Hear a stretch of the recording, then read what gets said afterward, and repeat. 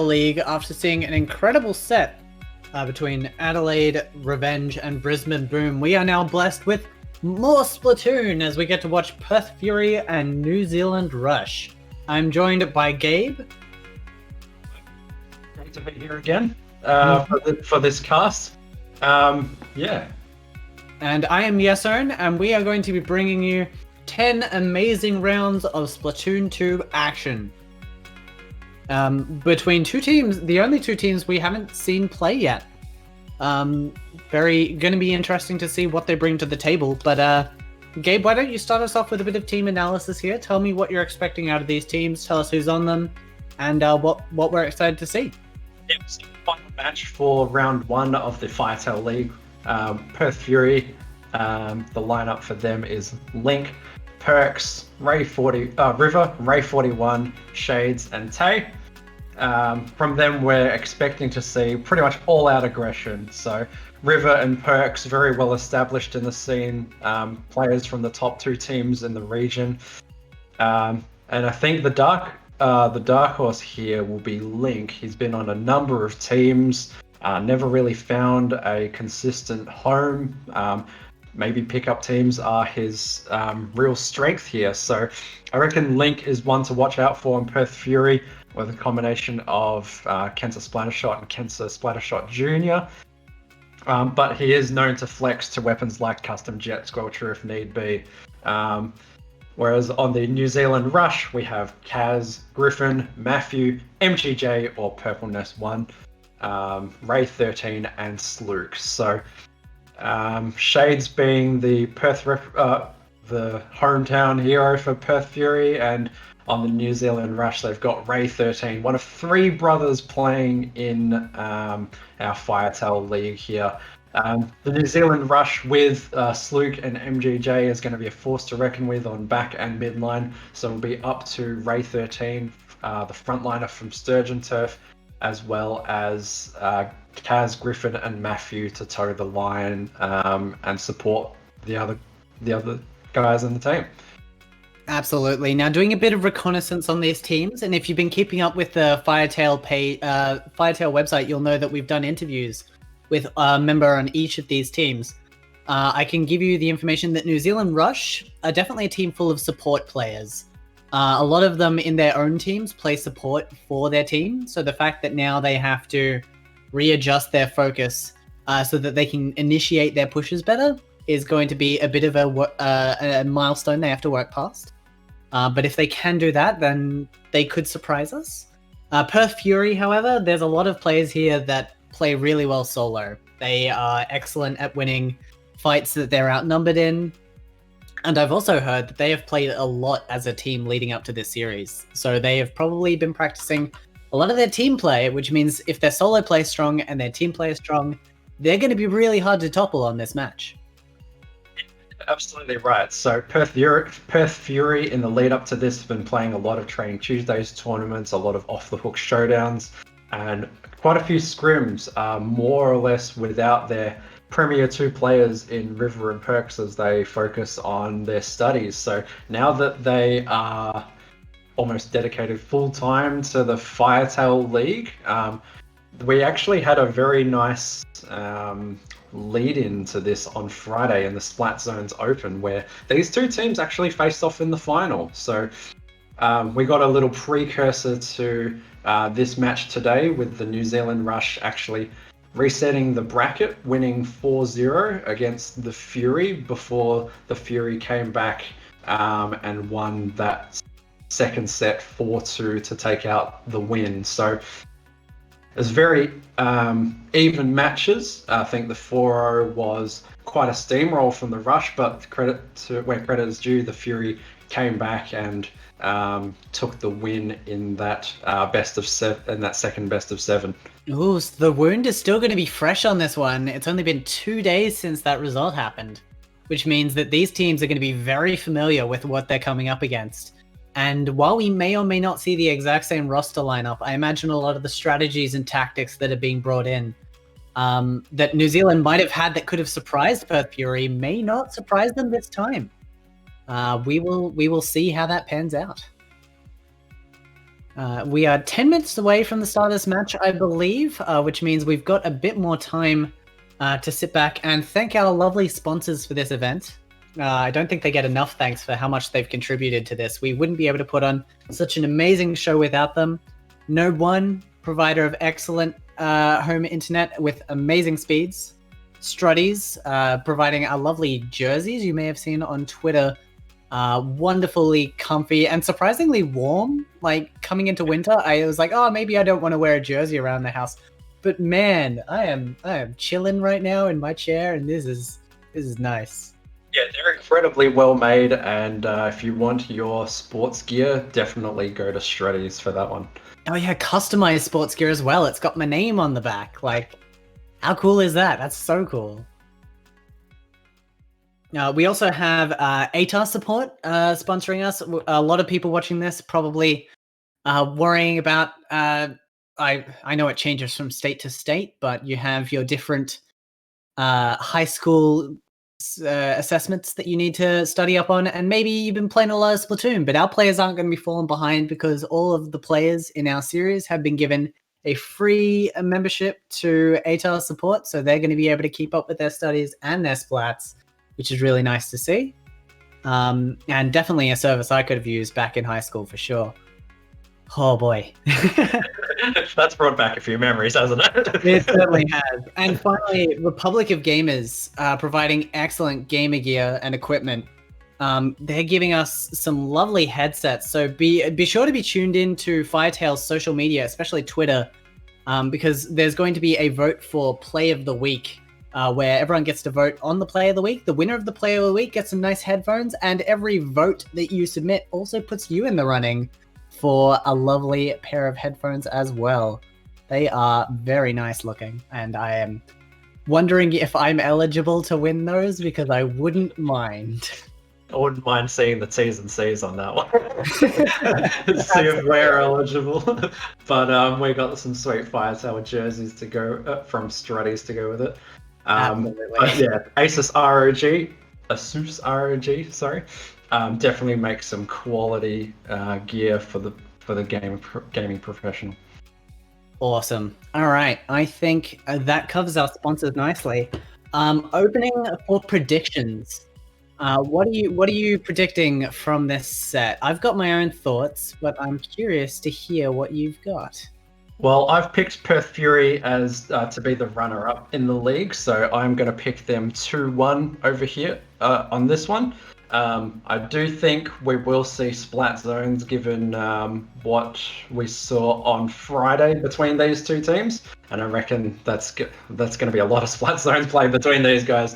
But I reckon I'm waiting to see if Clan Blitz will appear here. I don't think it will, given how these two teams set up, but traditionally the three modes, Splat Zones, Tower Control, Remake it, not necessarily in that order, but I reckon we'll see a continuation of what we've seen in round one so far. But my pick here is the Perth Fury. Yeah, I'm inclined to think Perth Fury as well, mostly because while New Zealand Rush were able to get a 4-0 against Perth Fury in an earlier practice match, it seems like they had a really nice strategy that worked well for them, and Perth are now aware of it. They have enough familiarity that they're not going to get caught off guard by New Zealand Rush. And I think their generally stronger solo play is probably going to carry them through to taking this set. I'm going to say potentially a 2-1 for Perth Fury, but that will come down to how the turf war goes, and I have no idea which way that's going to go.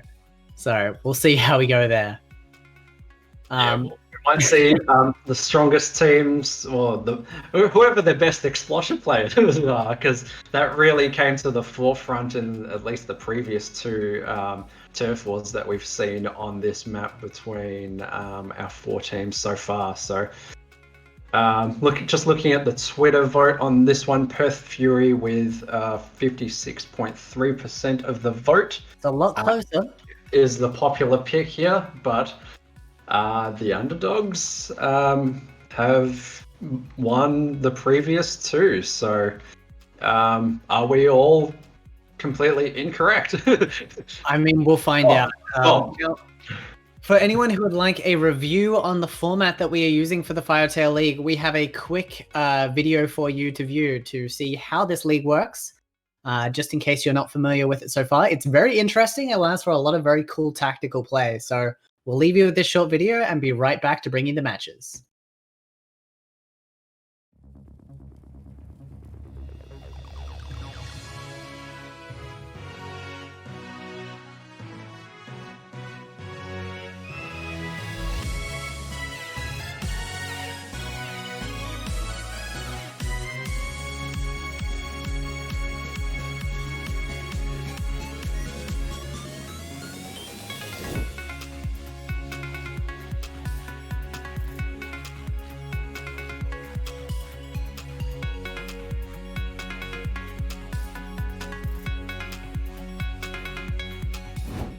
Hey everyone, I'm Rambo Az, and I'm your co-commissioner for the Firetail League. Let me take this time to explain what we have in store. We have 6 teams comprised of 36 AUNZ players, all competing for a $1,000 prize pool. The regular season will run over 5 weeks in a round-robin format. Each team will play each other only once, which means you've got to make the most of every match.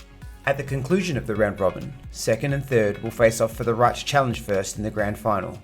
This is where the best of the best will take each other on to finally determine the winner of the inaugural Firetail League.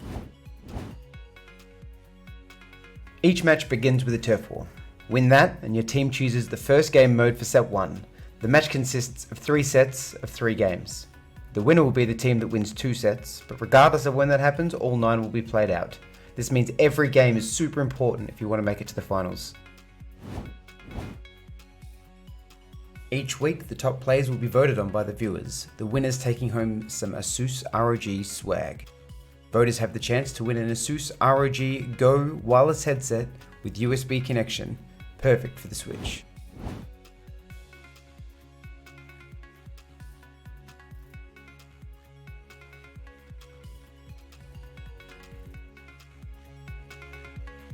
Excellent. Thank you to Hess on Desk, who is running the entire stream today. Very much a shout out to them for keeping everything nice and smooth. All right, with about 3 minutes left until our match, I'm going to hope that we are getting in and organized. Both of our teams have checked in, so I'm very excited to see how this pans out. There's been a lot of chat in the chat about how the Ray household is going right now, and whether the parents have picked favorites or not. I'd never really thought about it, but if they are in the same house playing on opposite teams, that must be a really intense competitive environment for them to be in. Yeah, unfortunately, Note 1 the internet does not service them out there in New Zealand, so it does hold up. But, oh man, that must be a very competitive household in there. I couldn't imagine being very competitive with my brother at a very early age and all the infighting that would happen. Of course. I can only imagine if it's dialed up to 3 brothers. Yeah, I imagine it would be. I mean, look, I'm sure that everyone here has a good respect for the game. Like, they're all playing the same game, which is amazing. If you had 3 brothers and they all play the same game, it's just like very unlikely. But the fact that they're all playing it at this kind of level is very impressive, and I'm excited to see some strong stuff for them. We've seen some very strong stuff out of Ray in our last match there for Brisbane Boom. So let's. Yeah, 25. So 25 had a strong showing. Let's see what 41 and 13 can put on to really make things happen. Just numbers for us.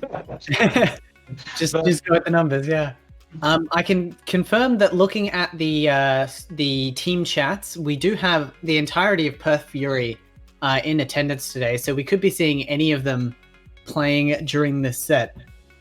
On New Zealand Rush, we have 5 in there. I'm not going to disclose who for the fact that I might give away some strategies.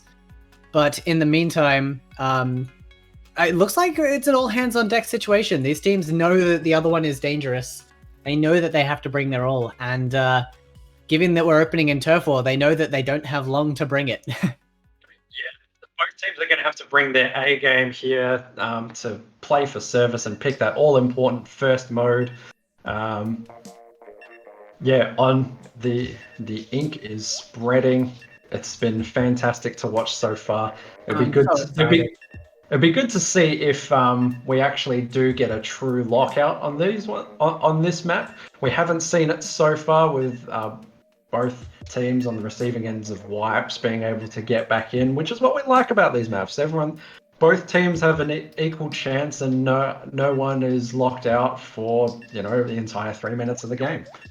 Absolutely, and that's a big part of practicing Turf War as well, is unlike other ranked modes, you can't just lock your opponent out and deny them an objective. You have to lock them out of the entire map, which is near impossible to do. Not entirely impossible, but near impossible. And with players at this high skill level, I think they probably know how to escape a tight lock on Turf War. Yep, if anyone's going to be able to do it, it's both of these teams. Such high-level players in here from player 1 all the way down to player 6. So, yeah, really looking forward to this matchup. I think this one will be, well, if the first one was pretty even, I reckon this one will be pretty even as well. But, anything can happen in the Firetail League. Absolutely. And with the heat of the previous matchups, I can only imagine that these teams are going to be counterpicking. They're going to be playing their big strategies. And if they've hidden anything until now, now's when they reveal it. Now's when they pull out the big guns. Away we go. Perth Fury in the purple, New Zealand Rush in the orange. We're not seeing an Explosher from either side, but we've got double custom dually squelches coming out from Perth Fury. Goodness, that is a lot of CDS. I like that Perks isn't using an entirely main power-up strategy, instead of opting for comeback, which is quite important for Turf War. Early control seems to be going to New Zealand Rush, who have spread out nicely around mid, but the armor has already come out and is making it very hard for them to defend. Tay now pushing in with the rest of their team to get that ever so important control over that middle switch and denying the opposing team entry into the rest of the map. Trade there from Tay and Griffin, which means that New Zealand Rush actually able to take control back. I think their slightly longer range in their 96 Gal is going to be their most effective asset right now in getting those extra picks, but we'll see how that pans out as the match goes on. CDS don't quite have as much freedom of movement on this map as they would like, but that being said, Wraith 13 going on a flank is successful, takes out Tay, and now that's a lot of free paint that Wraith 13 can paint up on Perth Fury's side of the map, and they're in danger now. Yeah, both teams are employing the same strategy. We have River jumping up and doing the exact same thing, but River is being taken on in a 2v1, which makes it a lot harder for them to move around, whereas Ray was able to take on the 1v1. Just better player positioning and awareness of the map. We have another 3v1 happening here. New Zealand Rush definitely banding together as a team for these fights. In Turf War though, when you're banding together, it means you're leaving other spots of the map empty, which may not work out for them. Only time will tell on that. The armor coming out now as well for Perth Fury, as they are able to take control of mid as a swarm, but they don't get any picks, and those splat bombs are not going to do them any favors. Bombs are great in ranked modes, but in Turf War they're only as good as the splats that they land, and they are not landing many. We almost had a full team fight there. 4v4 all in the middle of the map, and Link gets taken out. River still trying to make this right side for the Fury work, but River just can't move. Still cornered and doesn't quite have the backup that's planned. Gets one, but is traded out by Griffin of the New Zealand Rush.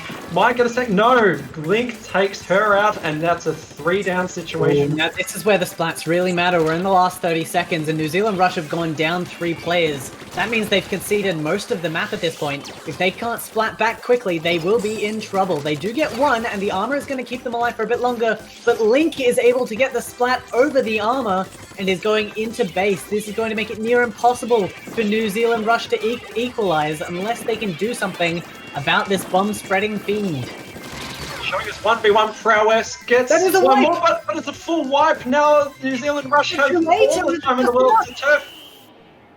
But Oh it's my only goodness. 5 seconds remaining for them. I'm not sure which way this one is going. I think it is service to the rush. It is! The Rush have taken the turf war and have taken control of the first set. That was tight. If Perth Fury had just stayed alive for a little bit longer, New Zealand wouldn't have had the chance to take back all that turf. But they snapped it at the last second and got that wipe. It was pivotal for them. I mean, like, it's true what they say, turf war is decided in the last 30 seconds. We've seen that plainly and clearly right there.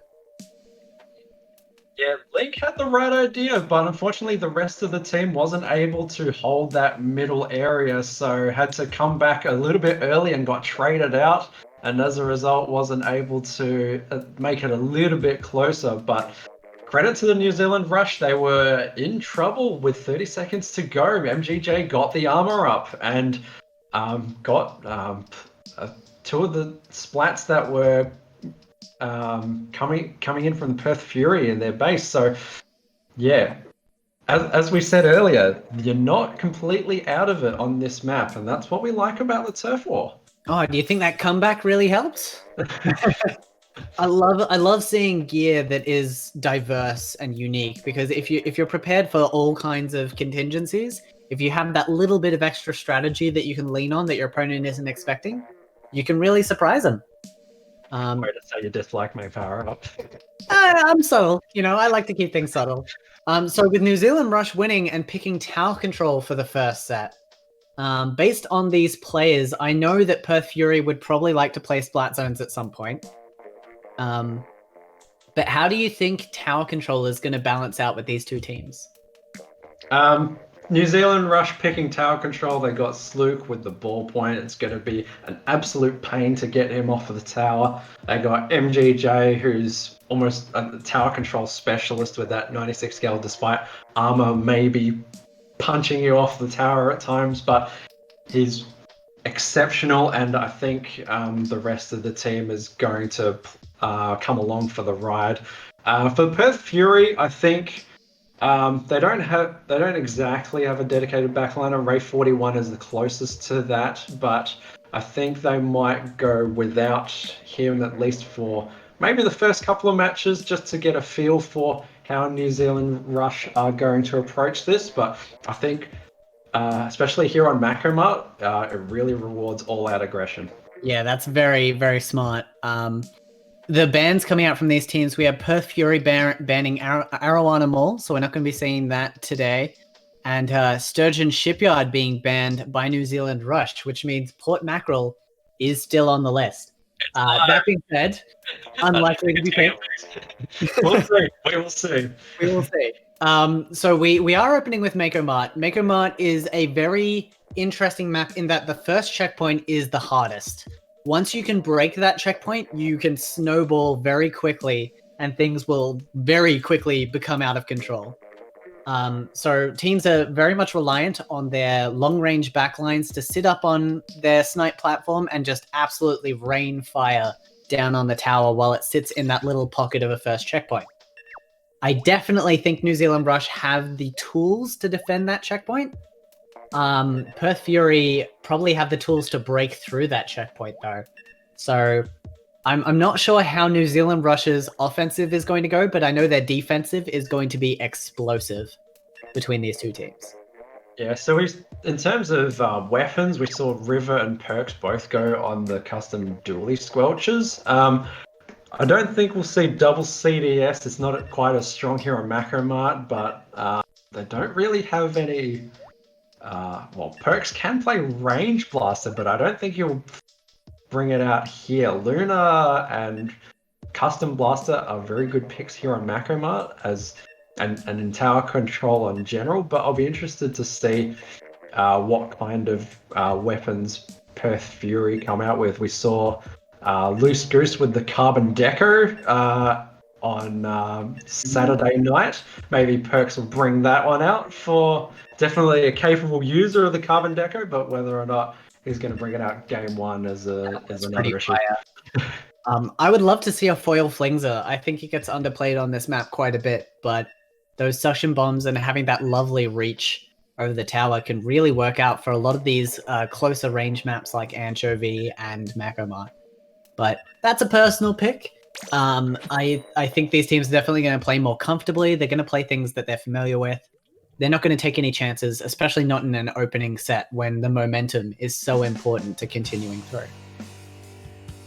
Okay, so we dive in here to Macomart. It is time to go shopping for a tower. We have, there's the bamboo. We were wondering if we'd see it today, and it has come out to play. Ray 41 with the bamboo main power up all around on 3 of the 4 players. MGJ with a set himself on the 96 Gal. So yeah, basically shooter crew coming out from New Zealand, but Perks with the opening pick with Soda Slosh. Soda Slosh is such a good pick for this map. You get to take such advantage of the height differences, and it's very evasive. Makes quick work of the tower and these boxes as well. We do have Perth in purple here. Going down one player and having to face up against Armor is going to mean that they lose a few more players. It's going to be costly for them as the first push is going to go to New Zealand Rush, who is coincidentally the right color, and I appreciate that. Oh, look at that. The missiles going out on the top platform snipe there, and the extra firepower means that Perth are not able to set up their defensive line, and New Zealand can push forward. The splashdown on tower is going to push it back a little bit. But, I mean, they've already cleared first checkpoint. That's the hardest one to do. I think New Zealand are in an excellent position now to just score a ton of points. Yeah, for the Sloshy Machine, the splashdown not doing all that much, but against double armor, that's going to be an absolute pain for him. The time to kill is going to be hilariously long for him. It's going to be painful, but yeah, New Zealand Rush take it to 30 already. Yeah, incredible start for the team. We saw a lot of burst bombs coming out from Perth just to defend the tower, and it works quite well against an armor strategy just to bounce someone off with a burst bomb. So it is buying them a lot of spacing. But yeah, that bamboo is not finding any picks so far, and that's going to be very important for them succeeding in this match. We're just seeing a lot more splats on the side of New Zealand Rush now. The double going down there means that they're easily going to be able to push to their 30 point, especially with the amount of speed they are moving with. Can they reach the third checkpoint on this push? Booyah Bomb's going to try and say no, but the armor will keep them up. Nest does go down to Shades, however, as the fight is happening on the short jump here instead of at the tower. Yes, it's been armor after armor. Griffin getting a couple now. Oh, unfortunately gets taken out. But yeah, you see the bamboo, 0 and 1 at the moment on the top of the screen. Yeah, just not pulling its weight at the moment. Well, the teams know to expect it, of course. Like, if you see a bamboo, you know that you can rush it as long as you're evasive enough. That being said, we are seeing a very strong showing from New Zealand to start here. I'm sure the fans will be proud of that one, as we have another push set up for New Zealand. Perth in a defensive position and not quite able to break through mid as well as they'd probably like. We do finally have some picks on the bamboo, which is nice to see. The Soda Slosher also providing a lot of denial for the enemy team. New Zealand Rush aren't quite able to deal with that yet. The Booyah Bomb doesn't quite snake Ray out, but there is someone up in there.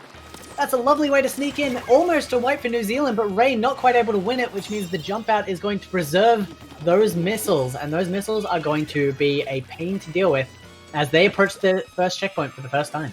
Yeah, it's in a great position, but unfortunately the rest of the team did go down, so it was the right move to jump out and re-establish position as, well, it's only Ray 41 alive now. That's a delayed wipe on the Perth Fury side, unfortunately for them, so New Zealand Rush is in a very good position. It's hard to see, given the team comps, how Perth Fury is actually going to come back into it. They're going to have to go in pretty raw. They've got no specials at the moment. They've got a splashdown, which the Slosher Machine is now unfortunately down. The Soda Slosher can't really go in on its own despite the splat bomb. So yeah, this is going to be, well, as I say that, they do go 3 down, but and the Booyah Bomb actually going into the drink from Shades, but the push was over anyway. It's a bit of a shame, but man, we just saw special after special coming out from New Zealand Rush. They are coordinating their pushes excellently. Clearly, they know that once they do get that player advantage, they can just keep a strong, slow pressure going and maintain control of the objective. We do have another attempt now from Perth, but look at this. New Zealand Rush already swarming the tower and scaring off the rest of the players. Perks goes down. Ray 41 is in position to hold the enemy team off, but is not going to be able to get picks. The other team knows what the range of that bamboo is, and they know not to move into it without some backup. It's not looking good for Perth with only 18 seconds left. They've got a few specials here, but unless they can really get some picks now, they are not going to be able to move in easily, and that Booyah Bomb is going to make it even harder. I don't see an option for them. Yeah, New Zealand just playing zones at the moment. Perth doing all they can to get back in, but MGJ and Griffin with the left stack control denying Perth any access to the tower at all. So that'll be game 1 to the rush on Perth Fury's map pick. Absolutely. I mean, like, it's very clear that the rush were ready for tower control. They wanted it and they got it. And like, it just shows on the splats there, right? We had double the splats for New Zealand Rush. They were ready to win those fights, and Perth Fury just weren't able to get in there and really start rooting them out. Points to New Zealand for knowing their spacing, playing it at the right zoning, and yeah, I mean, the results kind of speak for themselves on that one. Perth just weren't able to start. Yeah, they really got nothing going, and New Zealand Rush, to their credit, just shut them out and really took control of the entire match. So back to the drawing board for Perth if they want to win the next 2 games. I think Ray 41's going to have to, because New Zealand Rush was so good in their spacing, it just didn't allow the bamboo to have any real impact on the match. So Ray 41's going to have to reconsider positioning, maybe get a little bit more aggressive and trust their aim that their single shots are going to get the splats in addition to some splash damage from some of their teammates. Absolutely. I think also another key is that New Zealand Rush there, with an excellent set of tactical play, they attacked early, and then they got that really good push, and then they didn't overextend for the rest of the match, right? Like, if they had been on the back foot, they would have been more tempted to overextend, to do something risky, to make plays happen, and that's where Perth would have capitalized. But because they got that amazing score so early on, they were able to clear the first checkpoint in a snap. They could play it as safe as they wanted and not have to do anything risky, and that allowed them to just coast through the rest of the match. Yep, you're exactly right, and they did that without Sluke as well. So that's very interesting to see that New Zealand can be quite a force without one of their best players. So Goodness. And we are seeing TC Port Mackerel. I can't believe it. It's happened. Will has made it so. I mean, yeah, Perks in chat's just like, we're playing Port, and it's happening.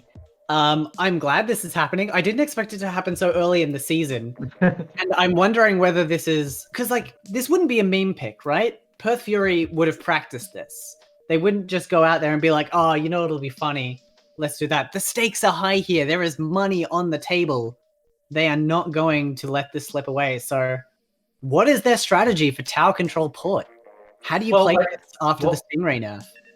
Well, they know that New Zealand Rush don't really have a Stingray player. Sluke used to play Charger, but is basically a ballpoint explosion main now. And no one else on New Zealand Rush really plays backline to have a Stingray. Perth may have Link in this one to play CJS, get a really fast Stingray and establish control early.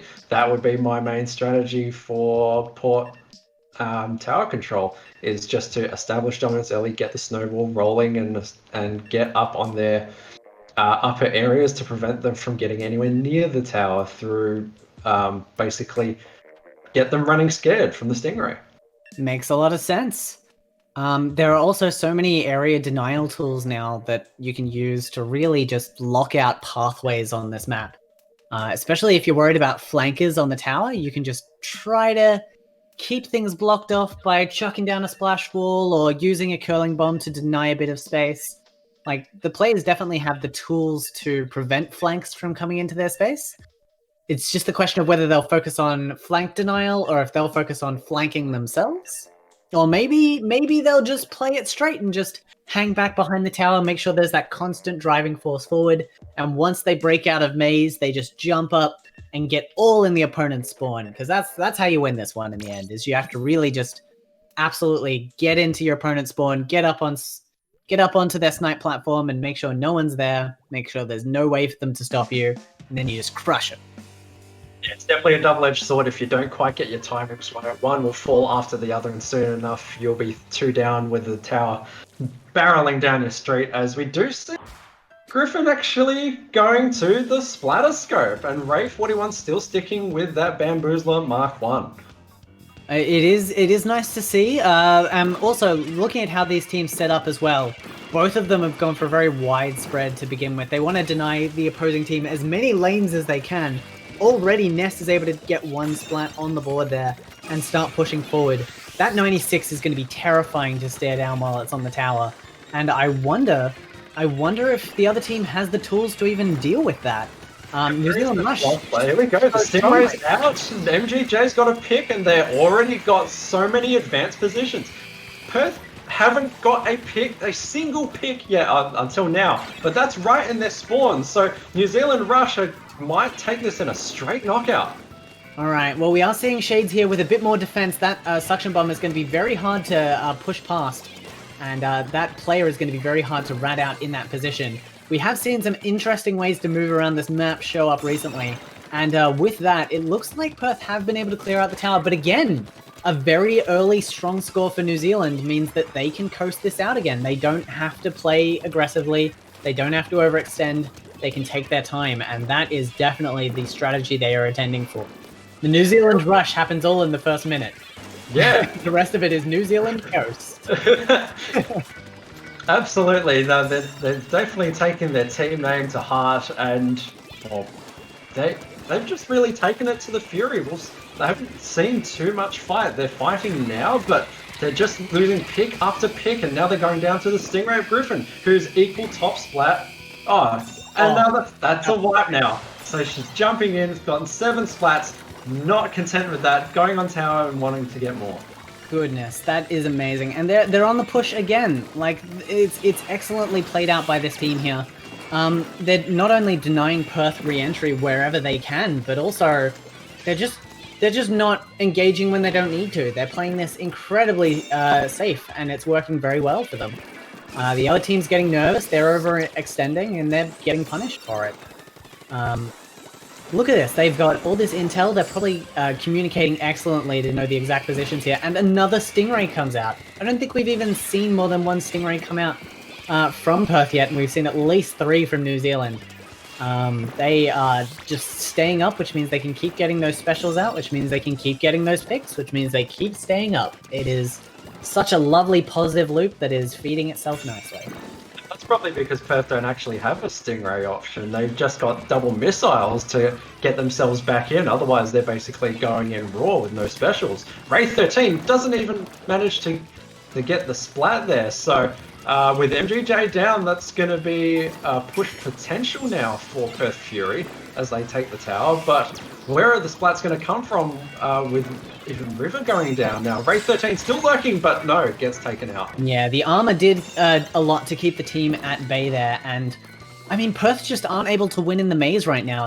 Everything is very neutral for the other team. They just not able to like navigate that maze successfully, and it just comes down to New Zealand's slow play, right? Like, if you don't overextend, you can't be flanked, and if you can't be flanked, it's very hard to take him down with that superior range. That being said, we are seeing some nice special coordination now coming from Perth. The armor comes out nicely, but they're not able to get any picks, and they go 3 down. This is devastating. If this Bamboo can't get a bunch of picks, it is going to be in trouble. And it's being pressured by the scope as well. Pick that either. So, yeah, that's this MGJ getting. Oh my goodness! The next checkpoint finally goes down, but it's just been push after push from the New Zealand Rush, and Perks can only throw burst bombs just as feelers for basically where the rest of the Rush are. Is not finding anything, which is the real problem for them. He's the top splat with 6, but everyone else is around that or less. And MGJ and Griffin going absolutely nuts with 15 and 12 at the moment. So yeah, they're just not. They're not quite playing as a team, and they're trying to win 1v1s when they're actually 1v2s or 1v3s, which sort of says a bit about their synergy.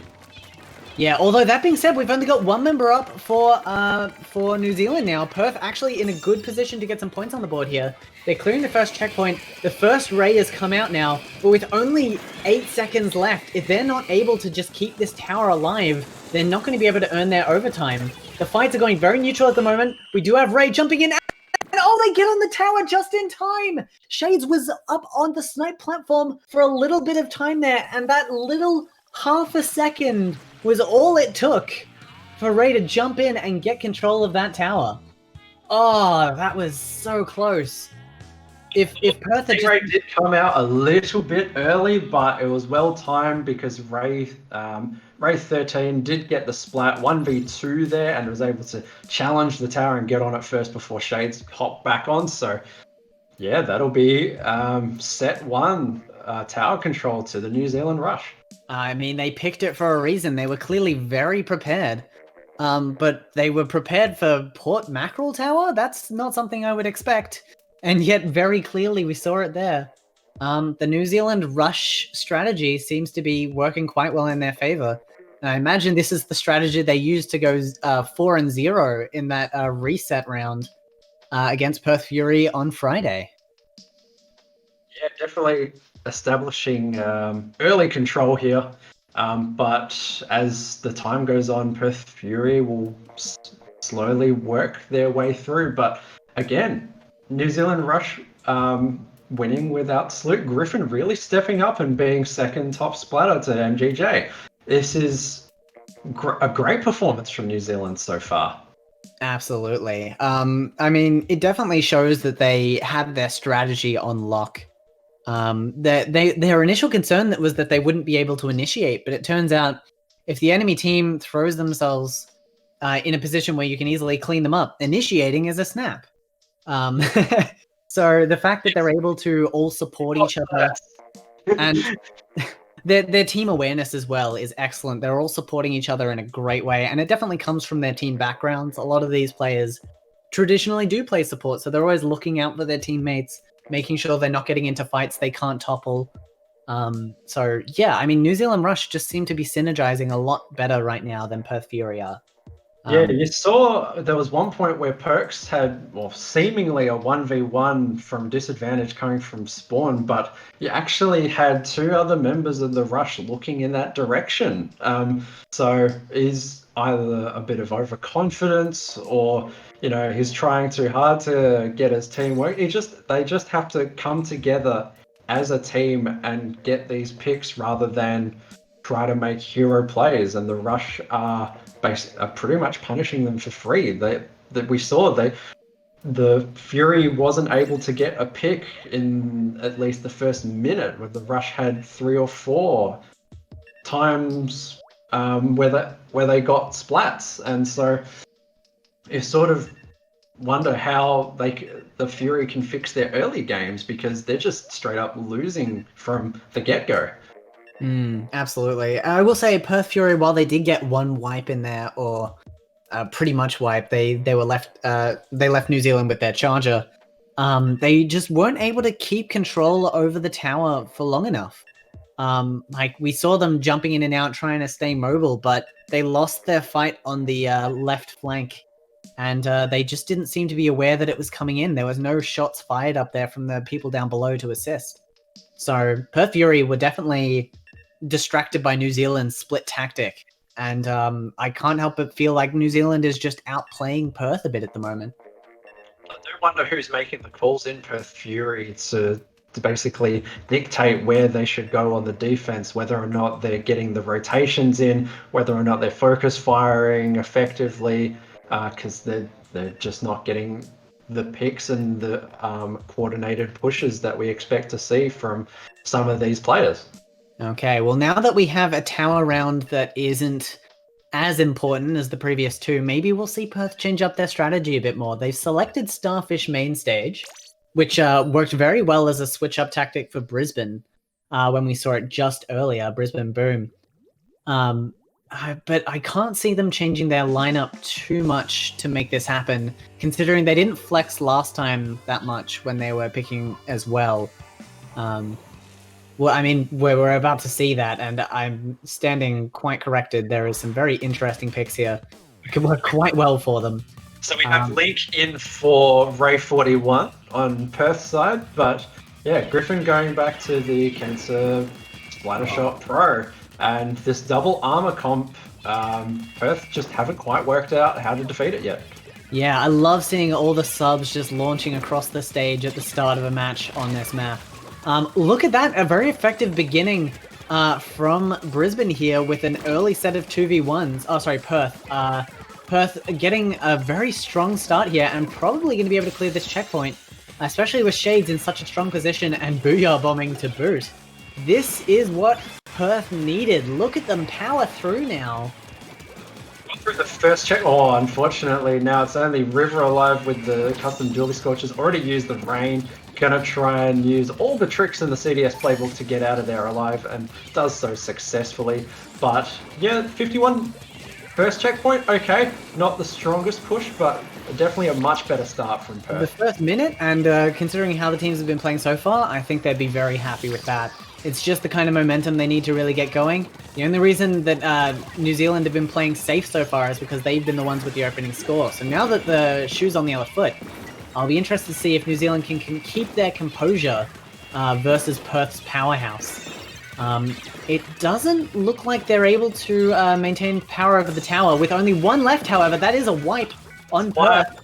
Oh, it was oh my goodness, only one player left. Ray 13, the last player standing from that fight, means that they're going to be able to clear the checkpoint and probably get the lead, as well as some very risky jump-ins. Kaz not quite able to stay standing on that jump-in. Stopped at 51, so unfortunately no lead there for New Zealand just yet. MGJ last alive jumps out. That's very sensible of them. Yeah, this change in tactics is working excellently. New Zealand, now that they don't have the lead, they're not playing as safely, and Perth are taking advantage of that. We saw there that we went down to one player left on the whole map because of the number of fights that broke out. Ray's going for a nice flank here over the stage to just try and apply some additional pressure. Being very patient about it. And does find the pick successfully. New Zealand are still able to keep their composure in this situation. However, with only 2 players left, I don't think a push is in the stars for them in the next 20 seconds. No, Ray 13 is in a little bit of trouble, and so actually, no, I think they've actually ended up swapping sides for a little bit. As River is able to take that one down with the CDS while the rain is active. 2, 3. Yeah, that's 3 down now for the rush yet again. So it's another push now for Perth Fury. I reckon they can capitalize on this one a little bit better. But as I say that, Ray 13 on another flank. But Ray 13 is moving brilliantly so far and very hard to pin down for the enemy team. That being said, Perth are in scoring radius. They just need to be on that tower for a little bit more time. And they will extend their lead, and they do. The special's coming out now as well, which means they're going to be able to apply a lot of pressure here. We saw Brisbane lock down this area earlier. Can we see Perth do the same? The suction bombs are going to make it difficult, but there's only one player left. They know exactly where they're coming from with those missiles, so this is danger now for New Zealand Rush. They could lose this map right here. Griffin going down, trying to make a little bit of a hero play, was on 69. Could have stayed a little bit alive for a little bit longer, but no, don't think it's enough. Kaz is on the tower, trades with River, but Shades is there to take it to victory. And that will be a consolation game for the Perth Fury in this tower control set. Yeah, look at that. Just a simple lead beginning for Perth Fury, and New Zealand Rush's composer falls to pieces. They're diving in at the tower as solo hero plays, and it's not paying out for them. Like, you can't win a 3v1 when your opponent has the high ground. That's just not going to happen. So yeah, Perth finding the way to defeat New Zealand Rush is scoring early and then applying that additional pressure. Hopefully they'll be able to take that lesson through to the future rounds and really make it work for them.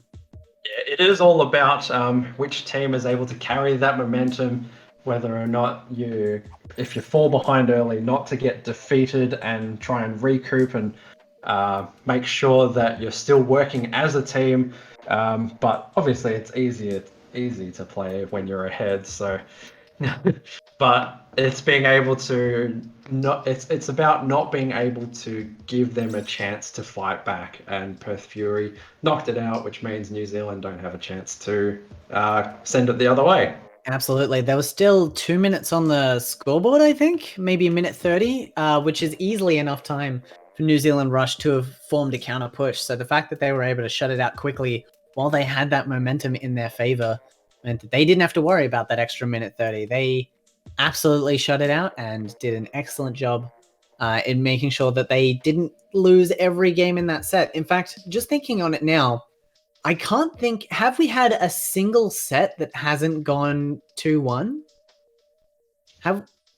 So far in this Firetail series, I think everyone's gotten at least one. Yeah, I think You're right. Yeah, every round has been a 2-1, which means teams can play their comfort maps well, and we have very evenly balanced teams. This is definitely a series that is going to be nail-biting throughout the entire thing, which is very exciting. Now, we do have Perth Fury picking the mode, and they've gone for Rainmaker. Tower and Rainmaker seem to be more popular picks than Splat Zones, which is not what I'm super used to. I feel like Splat Zones used to be the popular pick, but I guess with these teams being less Slayer-centric, they're more objective-focused. They might be worn out from Splat Zones and trying to pick their what they believe would be their stronger one compared to what they know they've faced. So based on the set, it's quite even, so you wouldn't pick into what would essentially be a coin flip. Yeah, that makes a lot of sense. We know that these teams are very strong in terms of their fighting potential, and the fact that they're so evenly strong means that Splat Zones does come down to who performs better on the day, whereas you can focus on your strategies a bit more for Tower and Rainmaker. You can really try to balance your way around that aggression and use tactics to overcome unfortunate circumstances. I'll check the bans that we have quickly, just because I am curious as to what these teams are banning for this. It looks like Gobi Arena and New Albacore have been the bans for this. Yep, and New Zealand Rush have picked Black Belly Skate Park, so Rainmaker Black Belly. I reckon we might see some Sploosh 7s. What do you think? I mean, yes. I've seen it be very effective, and there are players on these teams that have utilized this strategy. Sploosh 7 has been a wonderful pick in the Australia-New Zealand community as of late. People are loving just having that lane denial. And on a map like this, just having a stamp rushing down halfpipe can take a lot of players by surprise. If they're expecting it, there's a lot of space to evade. But if they're not, you can easily pick up 2 or 3 splats and leave a perfect path for your Rainmaker to get a really good score. The left path is a lot easier to score on than the right path if you can get past the halfpipe. And the players know this. And that doesn't give you points straight away, which I think, based on how these two teams have been going, they want the points just like that. Yeah, that's true. So we're probably going to see either center or right push, but let's see how this pans out. For our weapon, push 7. Yeah, we do have it. That's good. I'm not surprised to see Ness carrying that one around, as well as a lot of swim speed and some stealth jump as well, to really back up those pushes.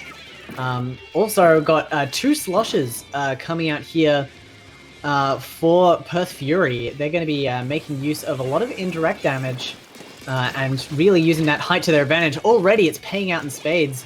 River is easily able to team up with Ness, use that armor to push forward, and they're going to grab the Rainmaker. Yeah, that's the first push to Perth Fury. River picking up the Rainmaker, more than adept user. But are they getting the picks? Yes, they are. It's a 2v2 at the moment. Link needs to find one more. There we go. That's a wipe. And so this one's going all the way to 10. I don't know if they're going to be able to get all the way to 4. Spawn, yeah.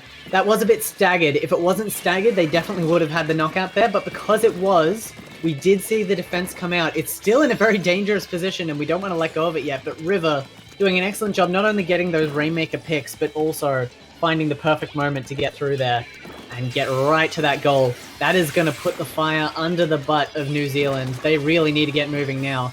And they are losing their momentum before they even break through mid. It is going to be a problematic push for them now. Replay showing Perth what exactly they've been missing. So River getting the nice pick and then Link with the cover fire. Got them all the way to 4, and now Perth. Perks essentially assisted in every splat there. That was incredible. Hoggers. Oh, amazing. Not only did the splat bomb get 1 pick to start, but the burst rush picked up 2. That is an excellent play. I mean, if you're Perks, you're definitely happy about that one. Perth definitely with a strong position there. That being said, they have gone down to 1 player here. New Zealand managed to turn on the defense a bit faster this time. Oh, no! River!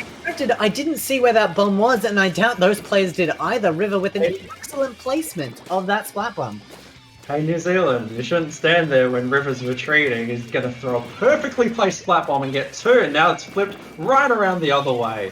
Well played, River. Yeah, River knows how to deny areas on this map. There's no doubt that that's the reason why this map was picked. Watcher being excellent on Blackbelly, using those slight angles and advantage to his advantage with the tri-slosher. And now it's 2 down again, but for the New Zealand rush. And this thing is in the middle, and really? I will say the Ultra Stamp is ready, and Ness is on guard. I wouldn't be surprised. Yes, here it is. It comes out now. The armor comes out to defend against it. Oh. It's made inert. The armor blocks out any potential dangers, and they're able to take out the Stamp right quick. I guess this is why we haven't been seeing the Sploosh 7 as much. Teams know how to counter this when they're this well coordinated.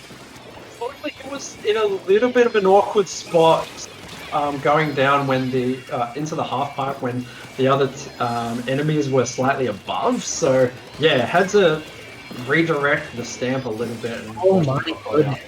Perth there executing the other team in an excellent fashion. That was like the amount of effort that went into that split and shake. They really made that happen. But also look at that! Perks with excellent movement manages to 1-1 the stamp in a situation which should have been very hard to deal with. We're going to see the replay on that one. I'll let you know if anything happens with the push in the meantime, but look at this evasion. Dodges 2 vertical swings and is able to get that splat out there. Perks is definitely turning it up for this match. This is going to be hella close. See why Perth picked Rainmaker now. Just with the aggression that they have through Perks and River, it's just 110% from the get-go. All systems go. And New Zealand's been on the back. They haven't gone past 86, which isn't all that much. And they have to get it all the way to 4? Even 3 even? Just to try and get the win, so... Only 1 player up now in a good position as well, and they just lost them. They really don't have a strong way to offense the opposing team here. They don't even have specials ready to go. Link is just going to hang in this lovely Rainmaker pocket, as I'm now calling it, because it is so easy to defend the Rainmaker from this position. You can completely cut off the front approach as Link is doing there, while you have 1 teammate watch your side approach. The Booyah Bomb and missiles do provide a bit of pressure, and we can see New Zealand rush moving in as a group. If they can get, yes they do, they get the wipe with 2 members remaining. They're in for a good push here, but how far can they make it? Ray 13 is only going to be able to provide them so much space, and the entire enemy team has respawned. Kaz and Griffin have only just caught up, and Ness cannot use the stamp because they're carrying the Rainmaker. This overtime... bombs available, but MGJ is the last one alive, and Perks is on the hunt and gets MGJ, and that will be game 1 of Rainmaker to the Perth Fury. Wow. They came in with the respawn there. They were ready to push forward, but because Perth Fury all respawned at the same time, they formed a perfect barrier. I think New Zealand maybe could have brought that one through if they drove through the enemy team rather than trying to spread their push out and buy themselves a path forward, but I mean, it's such a score that they had to meet that I don't even know if that would have done it. Perth Fury were just too set up for the defense there. Yeah, like you said, they all respawned at the same time. It wasn't a staggered respawn, so they could throw all of their bombs forward. They basically the New Zealand Rush couldn't advance, or they would have had to rush through the bombs, which would have been almost suicidal in a basically 2v4 situation. So, yeah, it was just a little bit unfortunate timing in the end, whether or not it was a mistake for MGJ to pick up the Rainmaker. He was the one with the most swim speed, but the hammer would have come in handy to eat up all of those bombs. That is true. Well, I mean, in the moment, there were only 2 of them to pick it up, and we don't know how confident Ray 13 would have been with that Rainmaker, so it might have been the best pick for their team. Playing at the time, so yeah, it makes sense for him to go forward and get the picks. It's just that Perth was set up for it with their full respawn. Absolutely. Now we have New Zealand Rush have immediately picked Manta Maria. They picked it within seconds of being asked for their pick. They're prepared for this. They definitely have practiced this map. You can almost certainly tell that they are ready for what's going into here. And like based on their team comp from what we just saw then, makes perfect sense. This is a map with, as we've talked about earlier, small alleys and trenches, and a lot of height difference, which is definitely something that New Zealand Rush's kit was prepared for. That being said, Perth Fury, they were able to adapt to the verticality of Black Belly as well. The double sloshes worked out incredibly well for them. I'm just my memory isn't great, but I'm pretty sure they had the double sloshes. Yeah, okay, cool. Soda slosher and a tri-slosher Navo, yes. Yeah, and they paired up so well together, just having that splash damage that could be applied to any ledge, to any wall, to any sniper position. They just really made it hard for New Zealand Rush to enter any part of mid. And when New Zealand Rush were in mid, Perth Fury were forming a solid defensive backline, and it just worked very well for them. Throughout both of these sets, we're seeing the value in the utility of splat bombs and suction bombs. They're so good for area denial, denying defensive setups, denying pushes. So all of these players are really using their full kits to their full effect. Absolutely. Bombs are just such a good way to deny area to your opponent, because unlike a point sensor, if they sneak in, you don't get their location, you get their number. And that's a lot worse when you're trying not to go player down in that kind of situation. All right. Look at these teams now. We have New Zealand Rush in the orange here, repping something pretty similar. Shooter comp all the way, whereas we've got those sloshes again coming out from Perth Fury on a map like Manta. I feel like the sloshes have a nice advantage here. Nest goes for the early points. They know their team likes the early lead, but unfortunately caught out. Link is more than ready to shut that push down and just apply that pressure. That was an interesting decision because they didn't have any picks. They were basically going in pretty raw over that sneaky side. So it seems like they're going for a surprise. And now they're going wide as well, a pick that isn't commonly taken. But look at this. Link excellently positioned to just chuck some bombs up there and deny it. Unfortunately, Nest is so fast that they've already snuck down into the pit, and there are still 2 members there. I mean, New Zealand Rush's strategy, not to be cheesy, but it's the New Zealand Rush. They're taking their name quite literally yet again. There's only so much damage that these 2 sloshes can do to the Rainmaker. After the bombs, that's about it. Absolutely. So it's only now that they're able to establish control again, but like we've said in the first couple of matches on tower control, that early push is what does the damage for the New Zealand Rush. Absolutely, and what we're also seeing here is that New Zealand have noticed the enemy team isn't running. Oh my goodness, River with a double? Wow. You know what, I'm going to put that thought on hold because we are seeing a strong push here. This could easily take the lead if they are fast enough. I mean, River just knowing exactly when to rotate around and just catching, unfortunately, mid-missile. Weren't expecting a tri-slosher to move that quickly, but they do move fast. Okay, we see that Perth were not quite able to break through New Zealand's defenses here. The point I was going to make before is that New Zealand have noticed that Perth are running a lot of long time to kill weapons. all that splash damage and indirect damage. That being said, when they work as a team, Come around. when they work as a team, they can really do it. That wipe is going to guarantee them the lead and quite possibly a dunk. Okay. My point was going to be that New Zealand Rush have noticed Perth Fury's indirect damage and time to kill is quite high, so they can rush under the weapons and potentially just sneak a score out with a lot of swim speed. That being said, having that much splash damage coordinated in one area means that if you group up, you will wipe. And Perth have absolutely taken advantage of that fact, just absolutely shutting down any chance that New Zealand Rush had of defending that last push there. Meaning that Perth Fury are going to be taking the Rainmaker set. Yeah, I do wonder, because we did see Ray 13's point of view there. He did spot out Perks over on that ledge there. So I wonder if the call was actually made that, hey, someone's over there, we'll just leave him be. But it's come to bite them right in the backside as he comes around and picks up 2 to affect the wipe and the knockout. So, yeah, I wonder what the comms were like there, but don't worry about how much of an early push the New Zealand Rush get. If the Fury have come to play Rainmaker, and they will take it all the way to make sure that you don't get a chance to run it back. Absolutely. We know that New Zealand Rush, they like to play it safe when they've established that early lead. But what they weren't expecting was for Perth Fury to flank like nothing else. They've awakened the Fury, and the Fury is flanking. And New Zealand Rush just weren't ready for it. They were absolutely slaughtered out there. With an extra mode of Rainmaker to try something up, Perth Fury are looking for the first 3-0 in a set. New Zealand Rush are maybe looking for a way to bring the balance back into their favor. They've lost 3 games in a row now, so they're probably looking to change up their strategy a bit. Maybe they'll substitute a player in. Maybe they'll change their weapons out a bit. But all in all, I think their strategy might need to shift. They're a very supportive team, but if they can't deal with these flanks, they are not going to be able to hold on to this scoreline.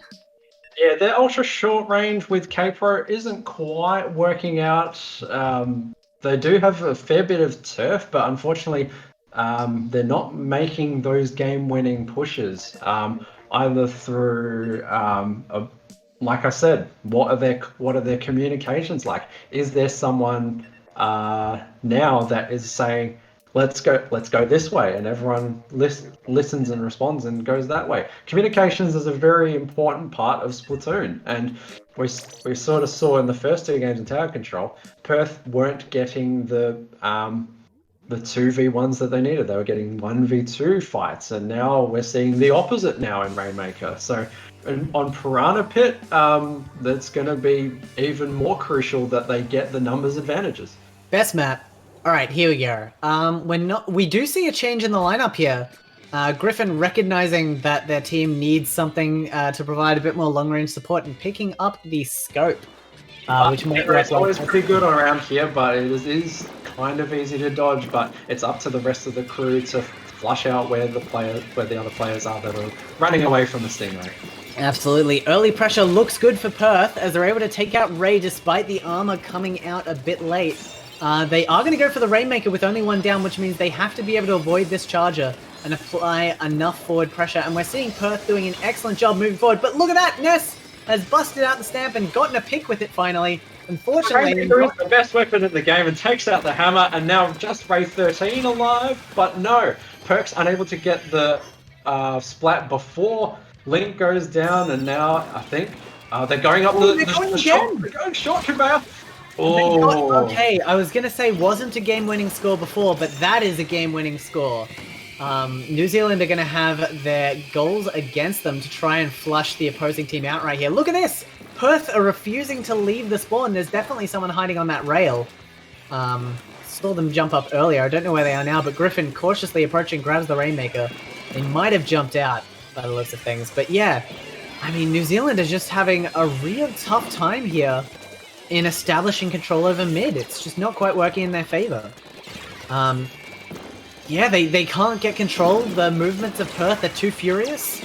And No, MGJ going down to the Rainmaker pop, and yeah, you're absolutely right. They're just a slight, like half a second late on the rotations and turning around to help their teammates, and that's costing them with the aggression of the Perth Fury providing. Griffin does get a nice pick there, and what I will say as well, I'm noticing about these team strategies and why Perth seems to be winning this a bit more. New Zealand, when they're rushing with the Rainmaker, they just hold forward the stick and go as fast as they can. Perth, they go as fast as they can, but they never rush with the Rainmaker first. They always have someone else on their opening line, and that's why, even when the Rainmaker went down there, they were able to continue their push because their opening line was still up. They got the picks they needed, and they kept going. So New Zealand really need to make sure they have someone ahead of their Rainmaker to keep it in position, but not too close, as we've seen the indirect damage coming out from Perth is going to splat a group a lot faster than solo players. Link putting a nice 1v1 there, as well as the Rainmaker going down. So, and the missiles revealing where the last player is, but has to jump out of there because Brilliant teamwork. Never mind the missiles. I'll just go and kill them myself with the main weapon. So, I mean, they were definitely facing off against another team member back there, and they just had their back turned. Like, and that's good communications to recognize where the help is needed. So now, Link gonna get the splat on the Stingray, and that's gonna be a free pass to a dunk. Absolutely. I mean, Perth are just nailing this Rainmaker play, taking the first 3-0 of the series. You can just see it in their team play. They know exactly how to move this thing around. Link knows exactly where they need to be to deny that special Stingray.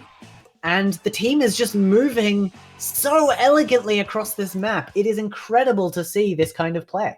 Link there with double digits, yet definitely popping off, getting in the right positions, defending pushes, helping pushes.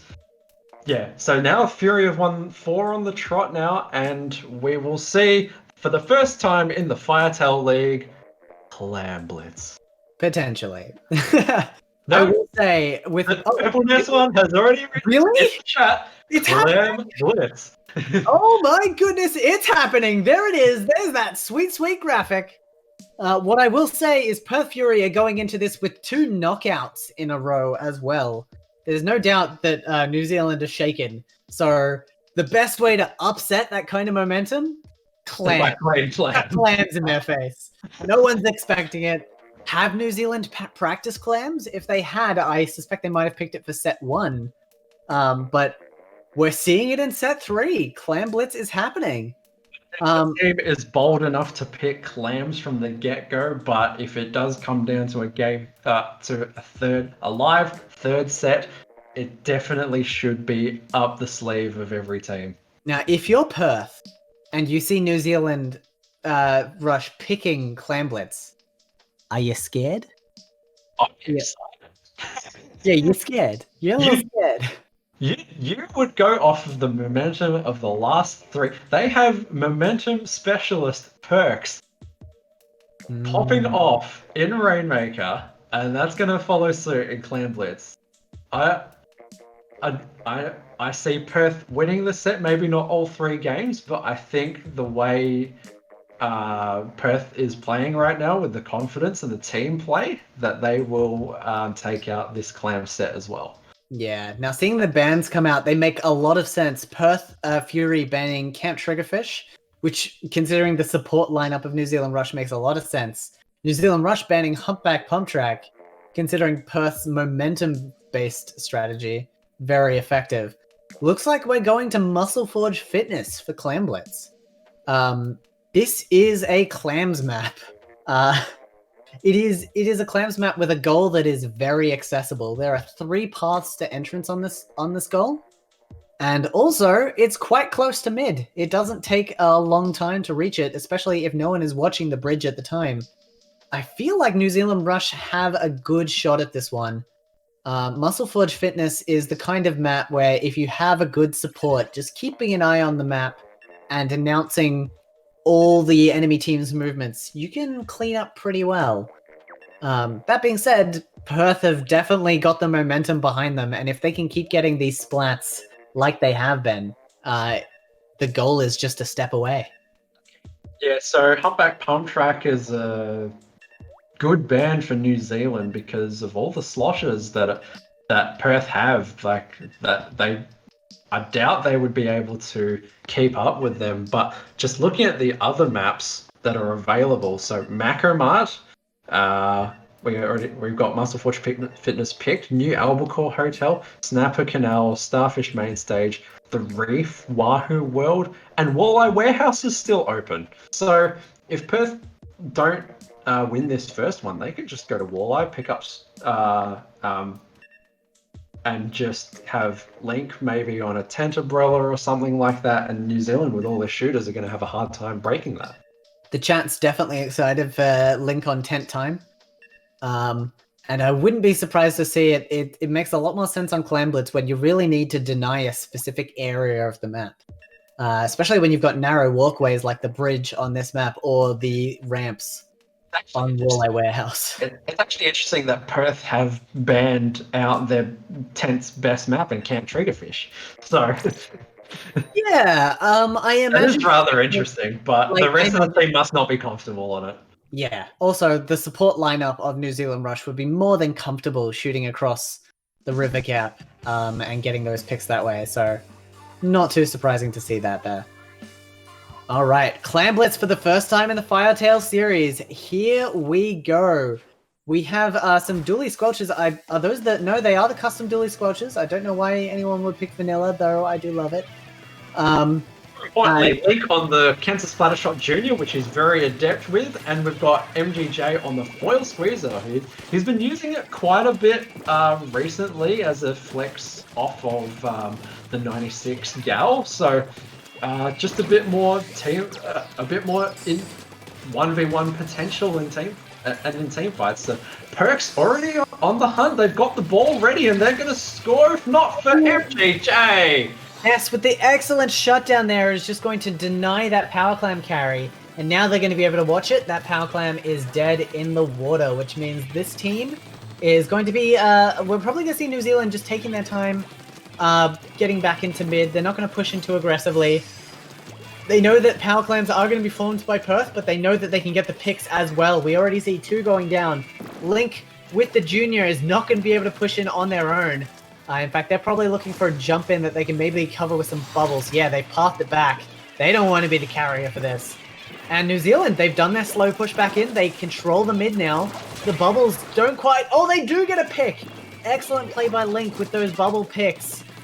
I mean, Junior, it's not scary until it bubble pockets you, and then you're done. There's nowhere to move. Link with the raw Junior shots. Well done. That's something you almost...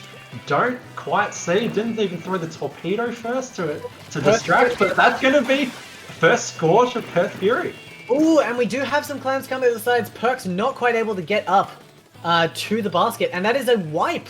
What could have been a very nice opening score will now damn Perth, as New Zealand are in a much better position to score than their opponents were just seconds ago.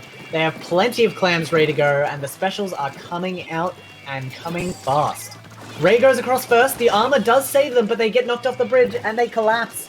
That is 1 power clam down. The second one has not been picked up, and as such, Perth have disseminated that push before it even began. I think it was the wisest decision to go in ball first, but as I say that, the Perth Fury aren't actually 2 down, so I reckon they can take the lead here. That being said, New Zealand, they did have the bridge control there with the bubble for the moment, but they didn't want to apply the pressure. They're holding on to a lot of clams right now, and they know that this push will put them in the lead if they succeed, so they don't want to rush it. They want to take their time on this one, and they're applying... They want to live up to their name, do they? I know, amazingly, right now, they're changing their pace, and it is working for them. That being said, losing a player now, they have the specials, but they don't have control over mid. They've taken too long to make this happen, and the armor on the other team is going to deny them any further points for the moment. Yeah, only now they're getting the picks, and it's taken a little while, and now Link in the middle, unfortunately. Bubble trip not quite able to work out, and that is going to buy them a lot of space. The bubbles control the ramp, and the double dunk is going to get them lead, but at what cost? It's a full team wipe, and a very simultaneous one at that. There are going to be plenty of clams here for Perth to pick up now, and Perth will be able to potentially take that back. The double dunk under the bubbles was an excellent play, and I think they should be rewarded for it.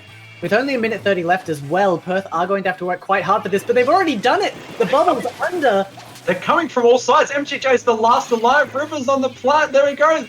That's one more, down to 50, but no, Perks goes down.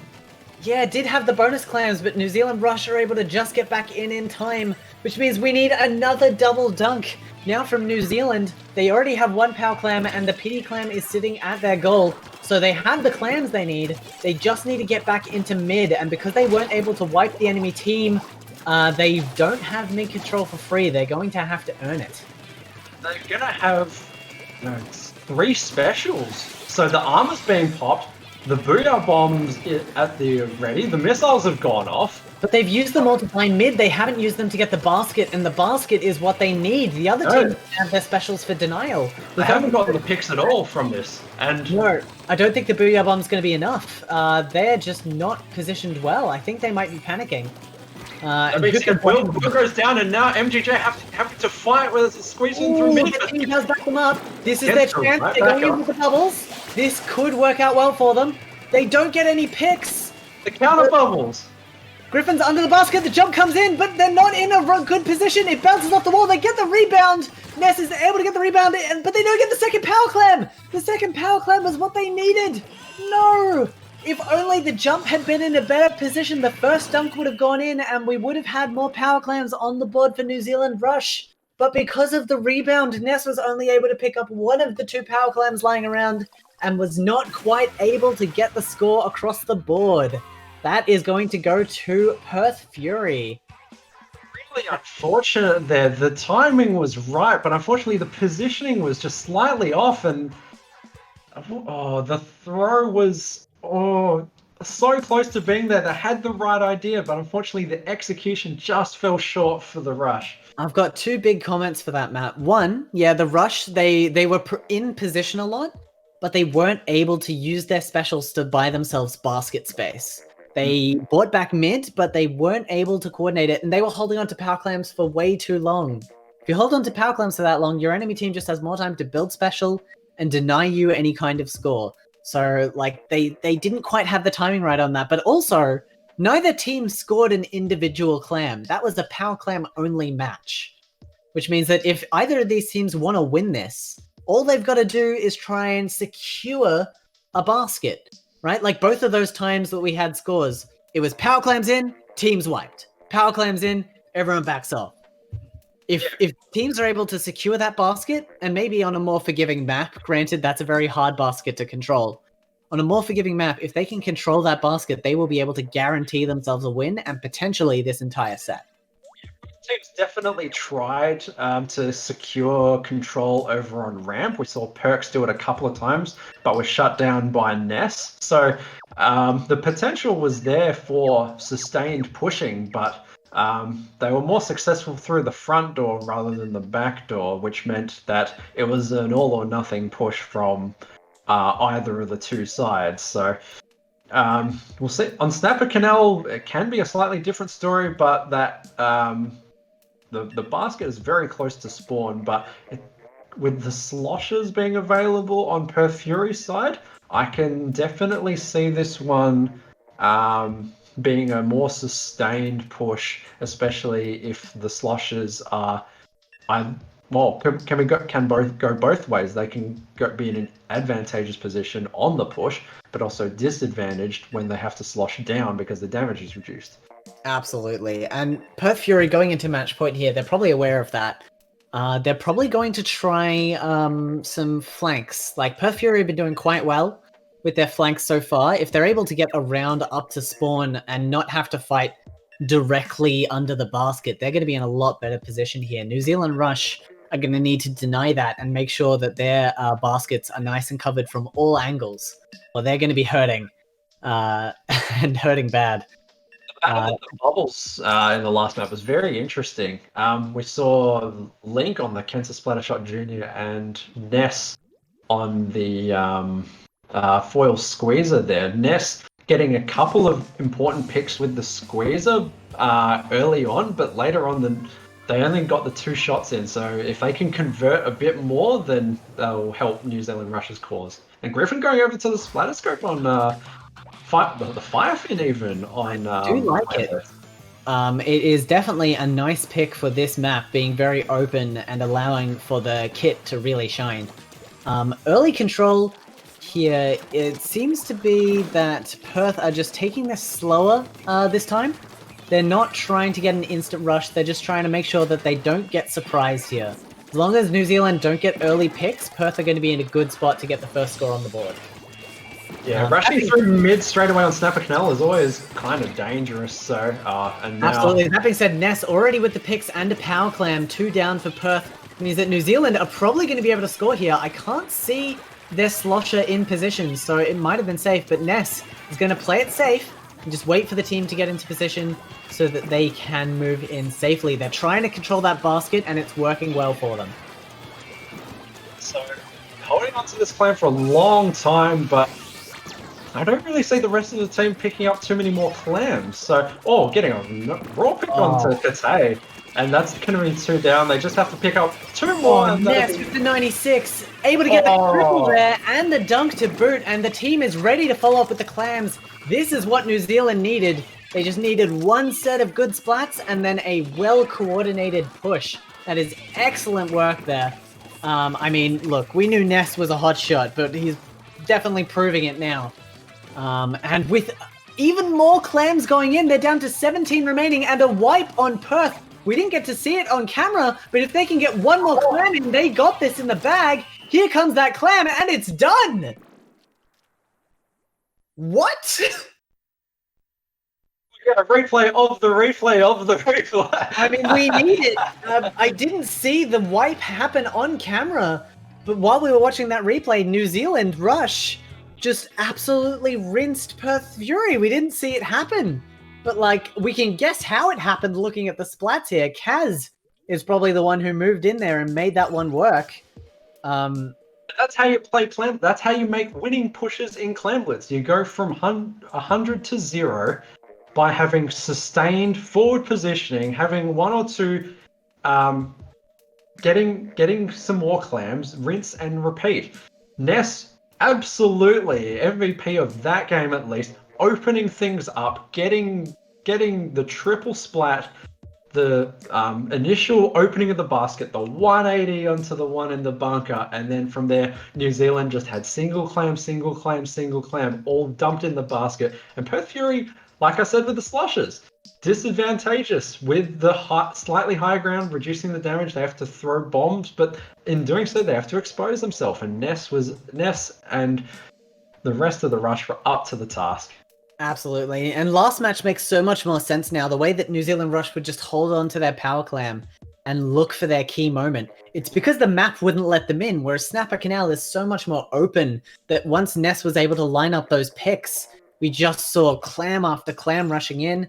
Kaz came in to wipe them out while the rest of the team was constantly gathering. Like, as I said, if you could control a basket, you can win any ranked mode with 2 wipes. And that's basically what that was. Excellent play by New Zealand Rush there, bringing us up to Game 9, Clamblitz.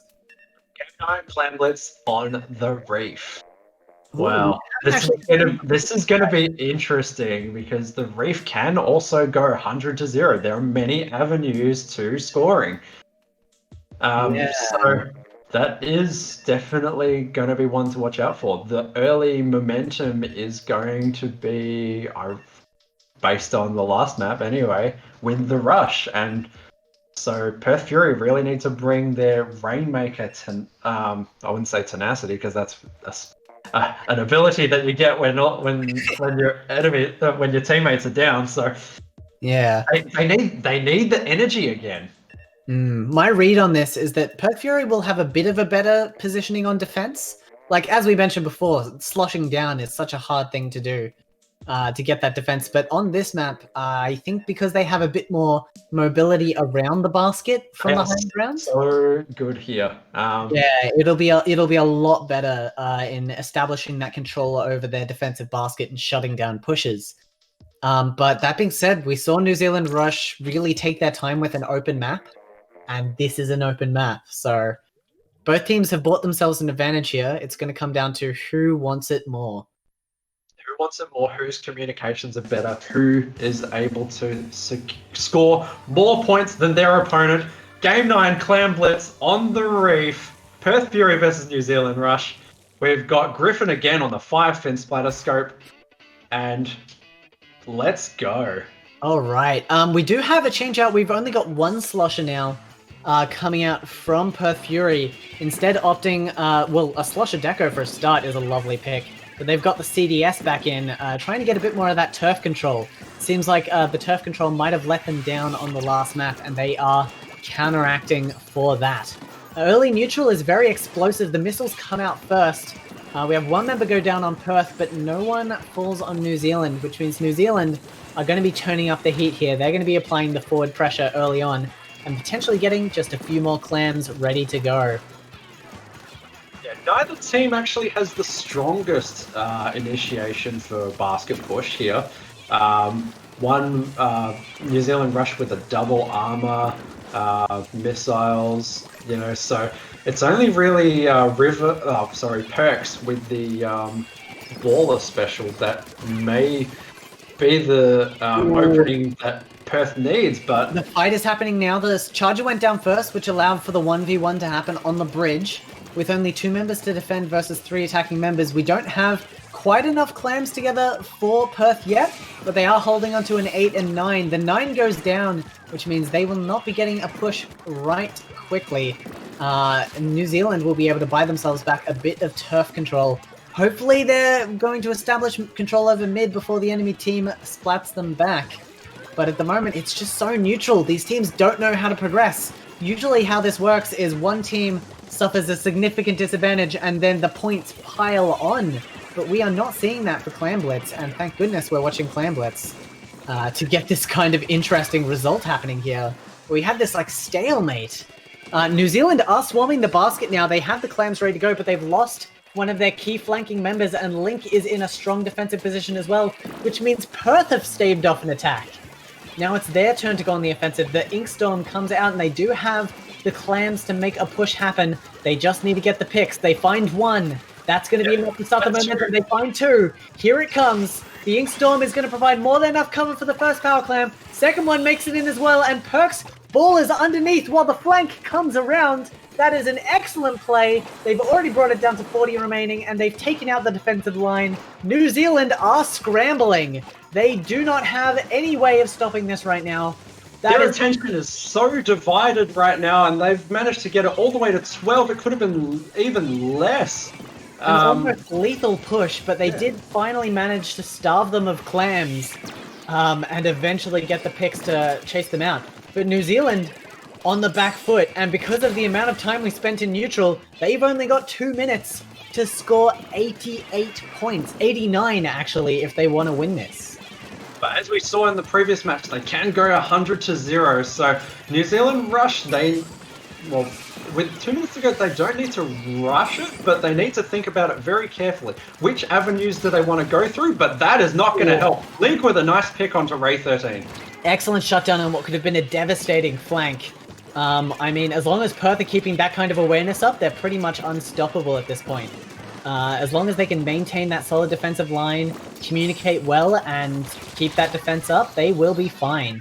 That being said, Ray 13 pushes over the bridge, gets a double, is traded out. The specials are coming out now. All 3 members of New Zealand Rush are in the one spot, and they go down to a bomb rush because they were too closely clustered together. The wipe is going to cost them dearly. Perks can't quite get enough clams together for a power clam.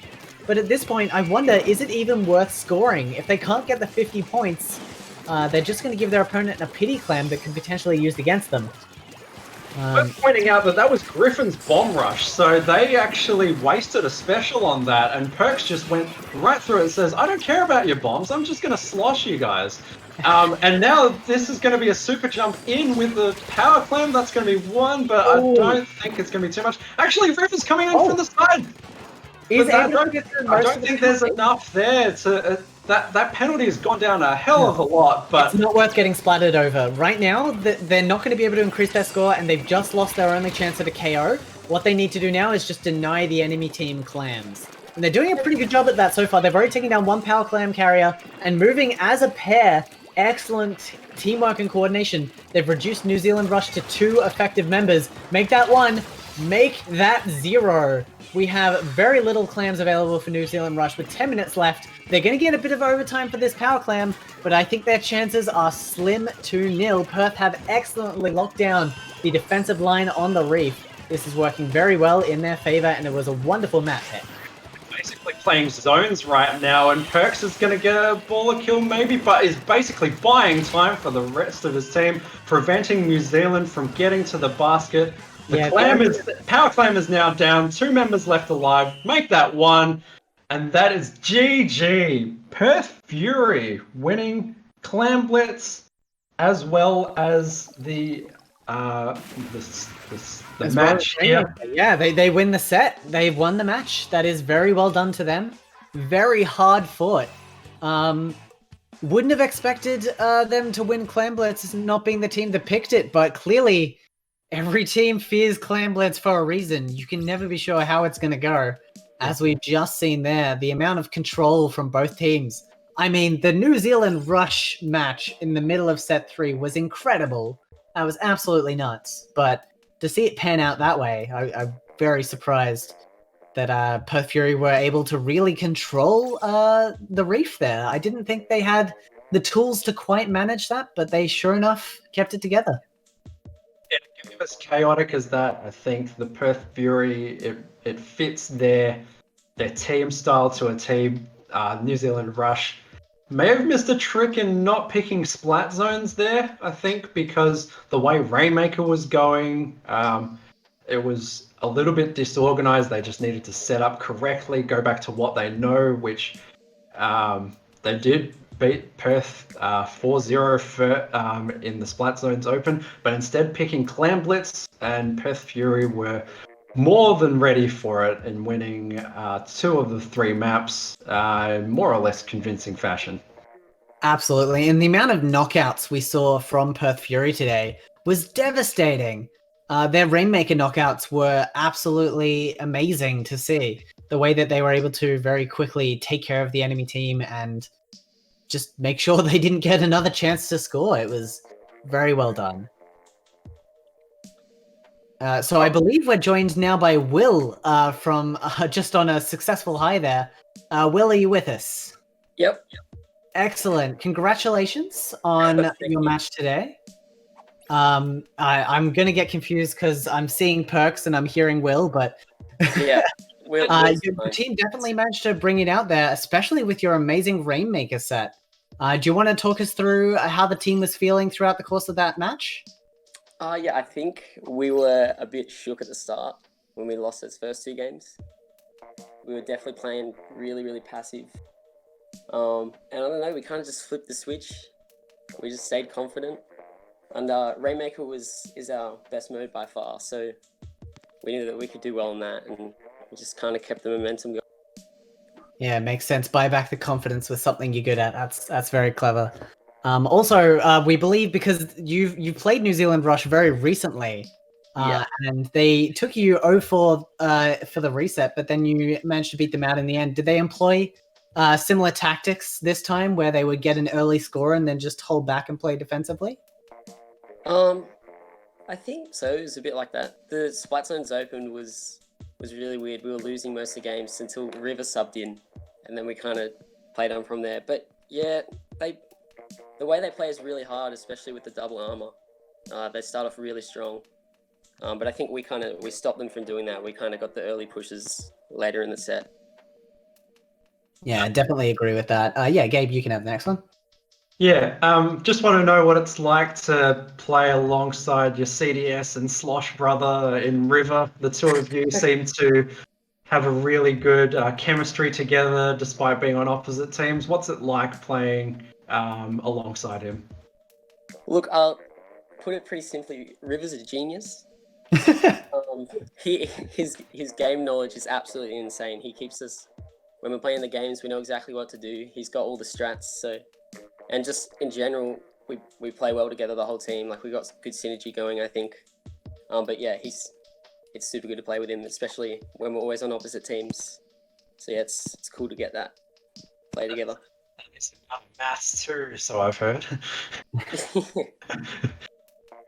I were want to you- know. Oh, well, sorry, I shouldn't keep hogging all the questions. That's all right. I was gonna say, were you surprised by the lack of inclusion of Slook from the New Zealand Rush at all?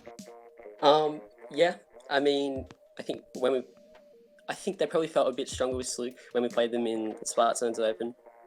I was surprised that he wasn't playing.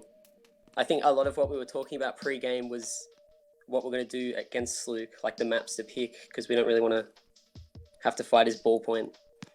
So yeah, it was surprising that he wasn't there, but I think it worked out for us in the end. All right, excellent. And we have here that you've done a lot of training as a team leading up to this. You've been doing a lot of tournaments. I mean, you mentioned the Splat Zones Open there. What do you feel like you've really learned about your team from all this time you've spent together and like how you function? Oh, that's a big one. I think, well, first of all, we've all learned we're all cool lads. Oh, that's always important. You know, outside of the game, that's cool. It's good to know. I think as a team, we gel well. Like the first couple tourneys that happened, our synergy was a little bit off, but I think just playing together, like we're learning so much playing as a team, and we've gotten a lot better. It's heaps good playing with the lads. Excellent. Okay. I'm out of questions. Gabe, do you have any more? So you're facing off against Brisbane next week. Obviously, they did lose in the earlier match to the Adelaide Revenge. Do you see them coming back a lot stronger and giving you a run for your money next week? I think everyone expected them to kind of wipe all the other teams pretty easily, but I think we can keep them at 0 wins. Okay. That's a bold statement, but we'll take it. Expecting another Rainmaker pick again? Yeah. If it happens? Maybe. Nah. You'll You won 5 games in a row. Definitely had the momentum. How do you do it? how do you just keep popping off on a regular basis in moments that matter? I don't know, man. You tell me. I don't know what was happening that whole time. I blacked out. I I just became someone else, man. Yeah. Yeah, I don't know how we did it. The boys pulled through, and it was good win. Yeah, congratulations. Do you have a message from your team for the viewing audience today? I'll just say that see you guys in the finals. Oh, we excited! All right, that is Perks, aka Will, captain of the successful Perth Fury. That is going to put them quite high up on the leaderboard, being one of the 3 teams that have won. They're already in a good position for the finals, but anything can change. We've got 4 rounds left to go. Every team is going to play every team, so we're going to see all these dynamics evolving over the course of the series. We're going to see teams changing, growing, improving. I'm very excited to see it all unfold. Yeah, one thing that really stood out for me today from Perth when they really got going was the timings of their pushes. We saw in the last map, the thing that basically enabled Perth to get that huge score was that New Zealand had one of their armor players down the NZAP, and MGJ on the 96 was nowhere near armor, basically just used it. So Perth used that to their advantage to really open things up and push when there was no armor available to them, so they didn't have to try and kill them twice. And that's in diverting their attention, the positioning, the timing, that all came together for them to get that game-winning push. Absolutely. Big Brain is knowing when your special is ready. Galaxy Brain knowing when your opponent's special is ready. That's the top tier players that we're seeing from these amazing players. And thank you, people, audience, for tuning in and supporting this series. It means so much to us that we can show you these amazing matches and that people are showing up and having a great time. We're doing it for the audience. We're doing it for the players. We're doing it for the community. And it wouldn't be what it is without you. So thank you so much for tuning in for these lovely matches today. So that will be it for this week. Next week, the schedule will be as follows.